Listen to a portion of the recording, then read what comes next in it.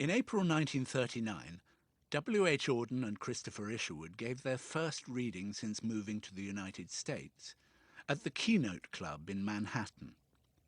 Two bookish teenagers, Harold Norse and his friend Chester Kallman, sat in the front row, winking at the two great men.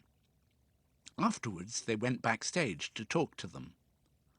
Auden concentrated on chatting to a blonde student called James Miller, leaving Chester Kallman, also blonde, to Isherwood.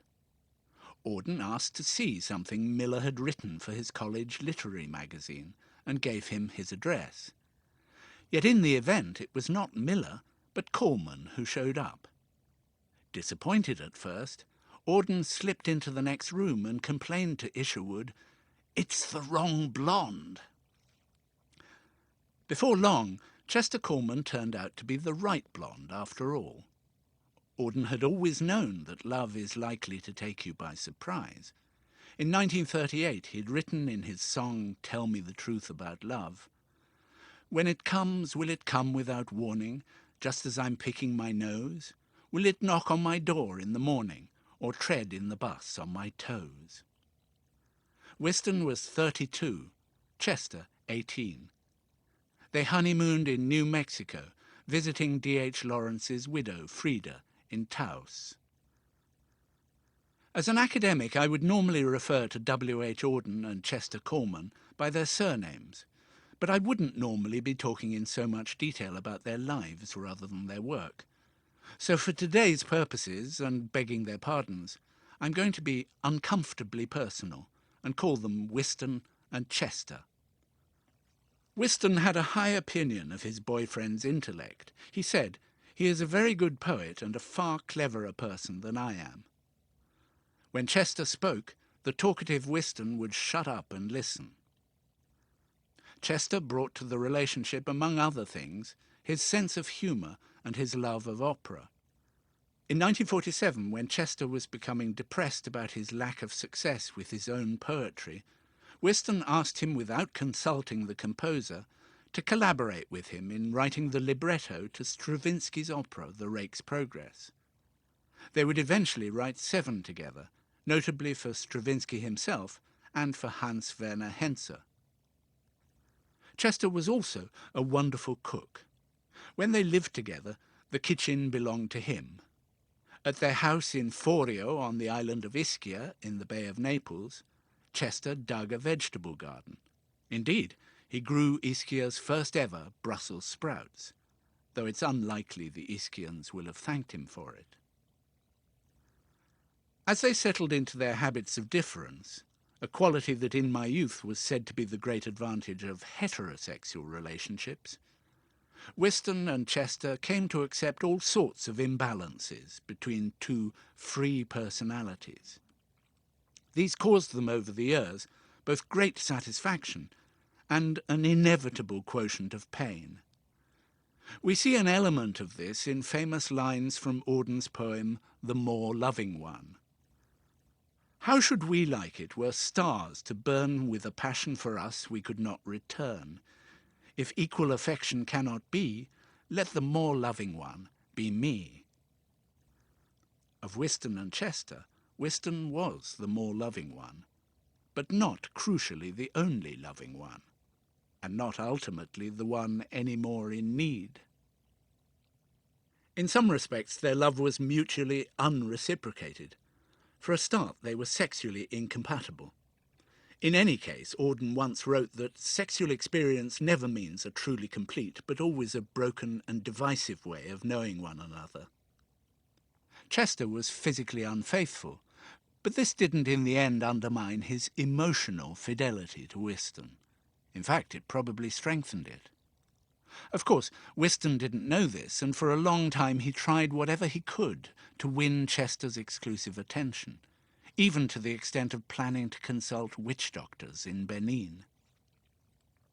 There's a much recycled anecdote, originally told by Stephen Spender, of Chester and Whiston sitting at a table in the window of Florian's in Venice, along with the Spenders and the Day-Lewises. Seeing a good-looking sailor walking by, Chester gets up without a word and follows him. Whiston finishes the funny story he's been telling and joins in the collective laughter. But there's a tear running down his cheek. Well, maybe it was a tear of laughter, but we're meant to suppose otherwise. Yet each was unfaithful to the other in his own way. It wasn't merely for the sake of an eye-catching paradox that Auden began the most famous of his love poems, "Lay your sleeping head, my love, human, on my faithless arm." No amount of sentimental readings of this lyric by plummy actors could ever turn it into a sentimental poem. Whiston had an affair with a woman who had been doing some secretarial work for him, not to mention one or two other lapses into straightness. When he boasted, "I'm queerer than you are," Chester replied, "Don't give yourself airs, at least I'm pure." Soon afterwards, Chester opened one of his opera columns with the remark, "Old men who want love are naturally comic." Whiston was still only in his late 30s.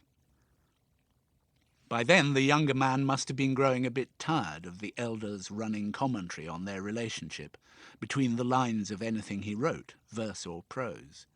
Two can play at that.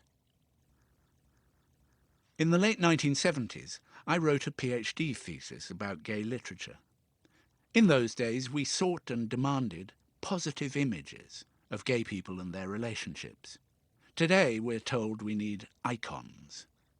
But I'm not interested in perfection as an ideal. How much more absorbing to look at the charms of human frailty, to admire the ways in which some kind of success can be tirelessly cobbled together out of failure. Whiston was domineering, Chester stubbornly resistant. Both being impossible to live with, each found the other impossible to live with. But live together they did, at least part of the time. Their rigid timetables harmonised, even if they didn't coincide. Whiston would go to bed at 10, while Chester would stay up. When they had rows, it was Chester who did most of the shouting. Whiston didn't like scenes. In 1957, Whiston bought a rather nondescript house in Kirchstetten near Vienna. Although you could hear the Autobahn from it, it was still a peaceful retreat.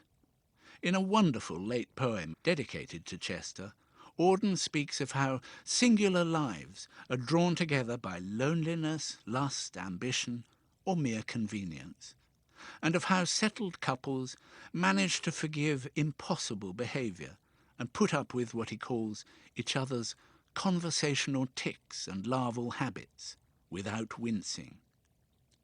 Were you to die, he adds, I should miss yours.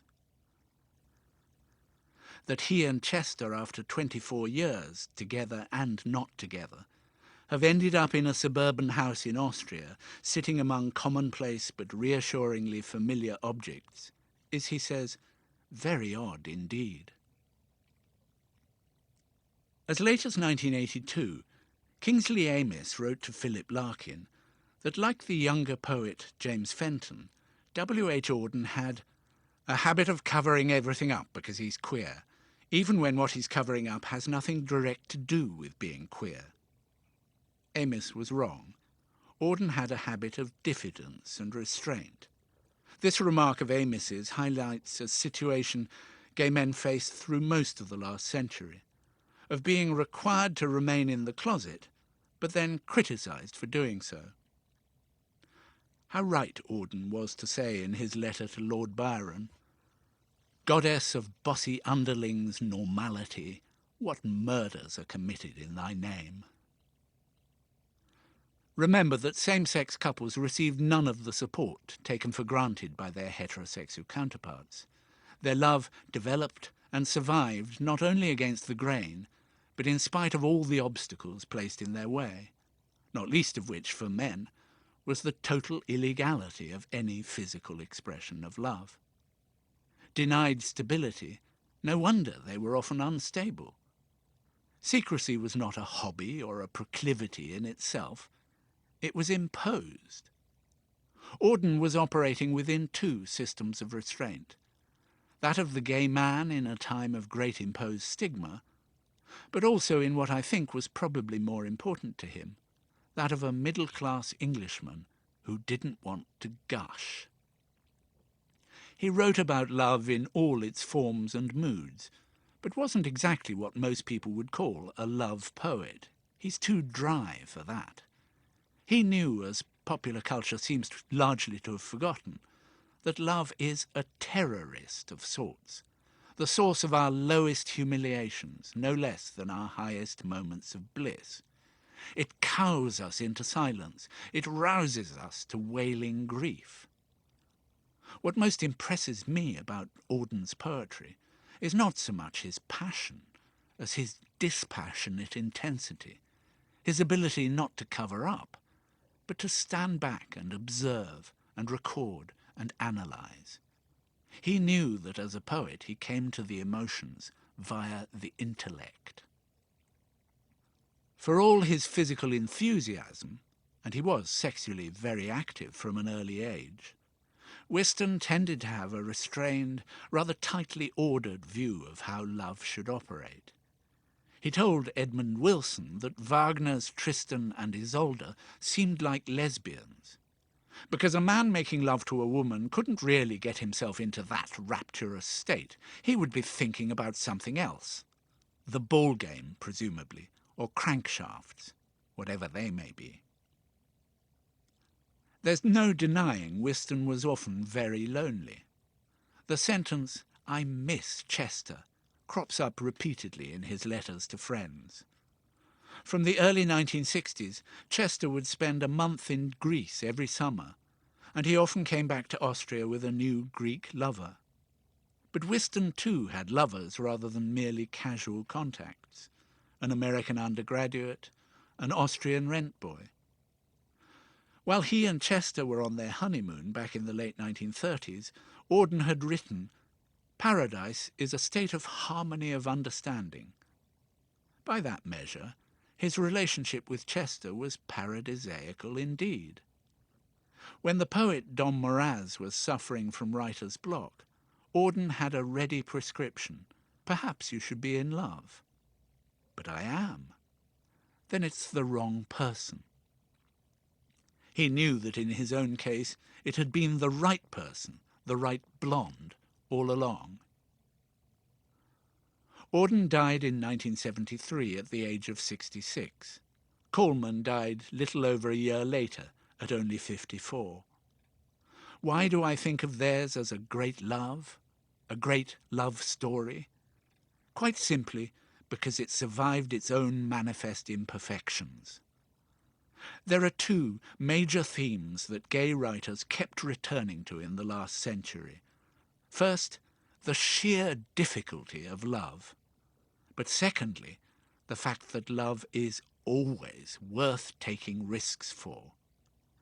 In the context of illegality, those seem profound and necessary conclusions.